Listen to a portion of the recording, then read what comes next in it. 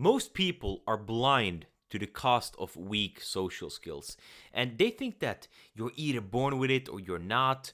But I will share the top 3 ways to improve your social skills. And number 3 is the trait of all popular kids, but it's something that is quite easy to develop. The reason I'm making this video is that I would have needed this 5 years ago. So please take notes so you don't have to suffer the same consequences. But before we delve in, I must warn you.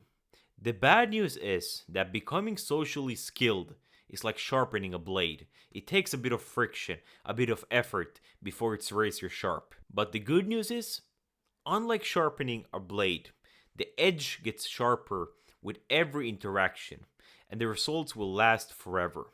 Every small rep in improving your social skills will make you more confident, more respected, and improve your charisma. Point number 1 is that social skills is a real skill. It's not something you're born with or you're not. And I'm a recovering awkward person, so I know how it feels to have bad social skills. But the key to understand is that you can get better at it if you put in the reps. And point number 2, even though you love watching my videos, you love listening to my wonderful voice, and I'm here to help you, don't get me wrong. You cannot learn these things by just consuming content and not getting out in the arena and actually practicing. You have to get out, you have to take some social risks to become better. And I'm not saying that you're going to feel comfortable, you're going to feel good. I mean, probably not. If you have terrible social skills, it will be uncomfortable. It will take some courage to go out there and practice these things. But you have to do it. I would say that 20% of the time you should consume content, watch videos, read books on how to become better. But 80% of the time, you should actually do the thing. You should take the action and go out there. A good comparison is sports. Do you think that Kobe spent his days just watching people throw a basketball? No, you have to start hooping to get better. And finally, point number 3. This changed my social skills the most.